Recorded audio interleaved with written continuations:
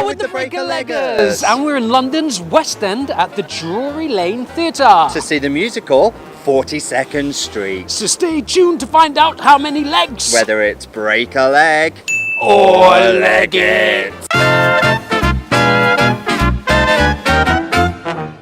Before we go any further, to stay up to date with everything theatre, news, reviews and interviews, make sure that you hit the subscribe button now.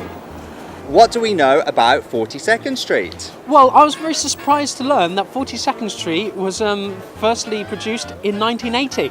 It is based on a movie from 1933, so I think people assume that the musical kind of came about at the same time. But that's not the case. It's not the case at all. Who knew? Premiered in 1980 on Broadway, it was nominated for several Tony Awards and won 2 of them. One of them was for Best Choreographer and the other was for Best Direction? No. Best New Play? No. Best New Musical? Best New Musical. Best New Musical. And the top accolade that year. It's since gone on to be produced and reproduced time and time again in the professional and amateur world, and even on several UK and US tours. Now, am I right in saying that the director of this piece is also the co-writer? Of this particular production, yes. Mark Bramble co-authored the book originally and is directing this production here at Drury Lane. Another interesting fact. It premiered in the UK in 1984 and was here at Drury Lane then as well, so it's full circle. Back again. Is there anybody in the cast that we would know? Well, she's not on tonight, but pop star Sheena Easton from the 80s and Bond theme tune singer For Your Eyes Only For You is usually in the cast as Dorothy Brock. We but have her tonight. understudy tonight, but so we'll see how her understudy does. I'm sure she would have been great. And saw Tom Lister as well. He's also in the cast. Now, he's best known for his role in the soap opera Emmerdale. Okay. We also saw him a few years ago in a truly awful musical adaptation of Water Babies. At the Leicester Curve. At the Leicester Curve. Not good. Not good. It didn't see the light of day again, for obvious reasons. Now, usually, I'm quite turned off by these kind of showy musicals, but this has had some great reviews. Yeah, American in Paris, we saw a little while ago, which we've been told falls into the same category. Wasn't sure what's going to happen there, but we loved it. We did indeed. So we've got high hopes for this one as well. If it's anything in the vein like that, then maybe we're in for a great night. And do you know what? We'll let you know at the interval. So we have come to the interval of 42nd Street here at Drury Lane, London West End, which means it is time for the Break-a-Leggers 30-second interval breakdown. Go! So what do you think so far? I think it's a vast stage. The tap numbers seem to be great, but the rest of it seems to be swallowed up by the vast stage. Very talented cast, but I don't care too much as yet. How about yourself? Absolutely the same. Considering it's got numbers that I know and it's got lots to look at, I feel like I should be a lot more interested than I actually am. I'm hoping the second act delivers some sort of a plot. Or not.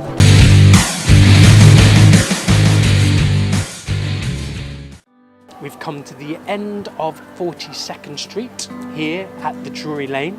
How did you find that? I really struggled with it, to be honest. I didn't find it enjoyable. In between the really lavish, great big company numbers was a very exposed, thin, poor, pointless plot. What did you think? Yes, I've got to agree. I think that it's quite shallow in terms of plot. The production for this is all in the production, in the big, lavish tap numbers, which are pretty big and pretty epic. It's a pretty big stage, and they fill that stage with a cast of, I'm not sure if it's 44, 45, 46, close to 50 people. 42nd Street, there's 42 of them, right? So maybe there's 40, maybe that's it, maybe that's the hook. 42nd Street with a cast of 42. But there's a lot of them on that stage, and when they are all tapping in time, it was pretty phenomenal. Outside of that, not much there. Absolutely beautiful. When they all come together and there's this fantastic energy that's coming from the stage, and it's rapturous, especially the opening number for me, was really up there with some of the best choreography I've seen, Yes. and some of the most dynamic choreography I've seen. Unfortunately, that does kind of peak at that point, and then everything else from then on in never quite hits that standard, or if it does, it feels like something you've seen before, which is just being put into another scene. So as far as dynamicism goes throughout the piece, it's much of a muchness for me. When it's good, it's very, very good, but when it's bad, it was really bad. There was a crazy scene on a train. Oh yes, on the Honeymoon Express, which is part of the show, which is Pretty Lady, which is the show they're putting on, and this couple get married and they jump on the Honeymoon Express, which is full of a number of carriages, but the carriages are filled with women. Yeah, I was thinking, is it a it's lesbian? supposed to be all Lesbian? honeymooners, yet they're all Honeymooners? women, which is very 2017. But Yeah. considering this show's set in 1933, bit strange. And you know, there's another scene where we're meant to be in a dressing room with just one entrance in and out, and yet somehow this wheelchair miraculously comes on from the side and exits from the side. I was very confused by that. I don't know. Yeah, what you the thought. laws of physics and logic were totally thrown out the window at that point, where we had Yes. entrances and exits that weren't there in one scene, and then suddenly someone had materialised through a wall. And while we're on gripes, I've got to say the main director, guys, Julian Marsh, I think is the guy. I didn't like him at all. And I know you're not meant to. I don't think he's meant to be this hard, full-spool, driven character that brings out the best, the star in Peggy, the wannabe actress. But I just thought he was an arsehole. You wouldn't want to work for him. If he was I your don't boss, get you it. would quit. No, and there was this kind of like a weird attraction thing going on between Peggy and him, and I was just thinking, why? He's a dick. Yeah. Excuse me, kids, if you're listening in. But yeah, I didn't like him at all. As a character, and how he was played, I don't know. Just not something I liked.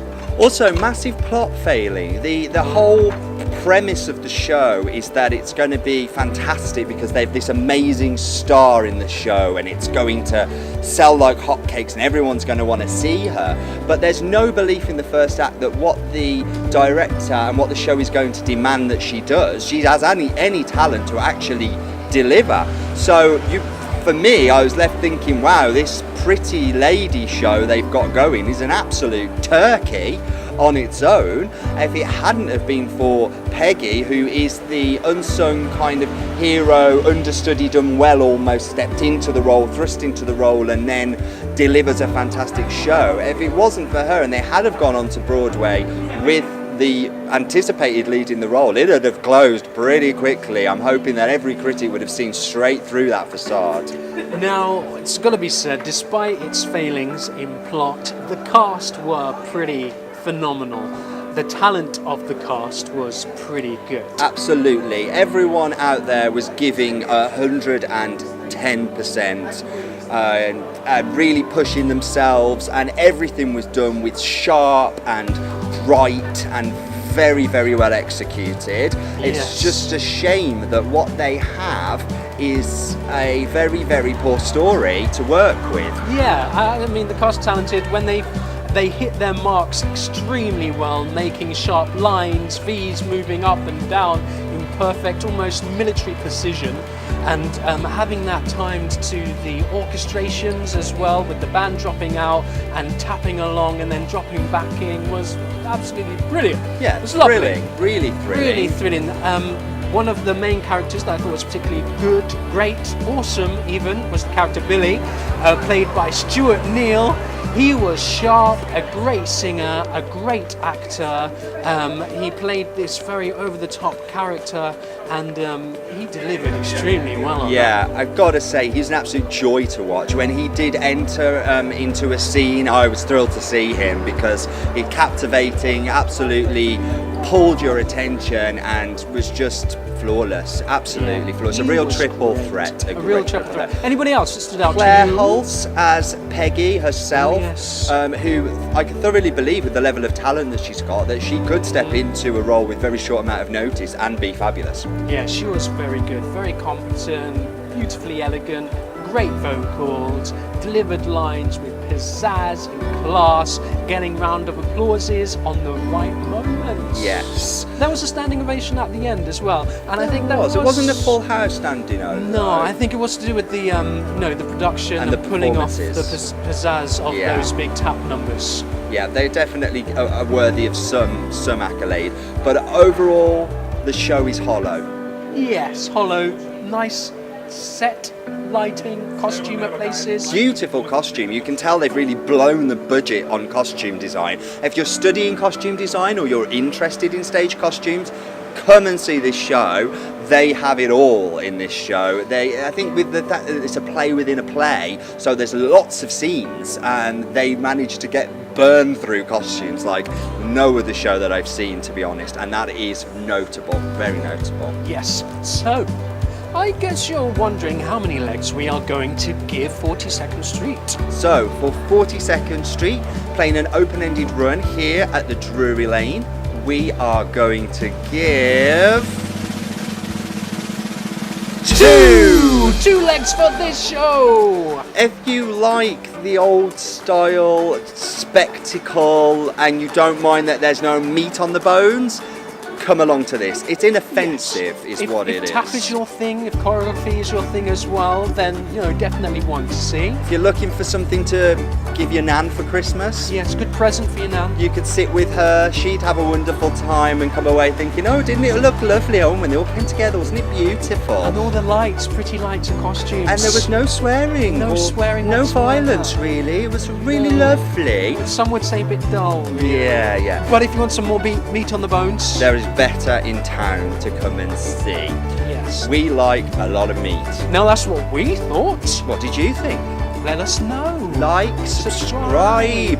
Follow us on Twitter, send us a message. We'd love to hear from you. Thanks for watching. We're the Breaker Leggers, and we'll catch you again soon. Bye.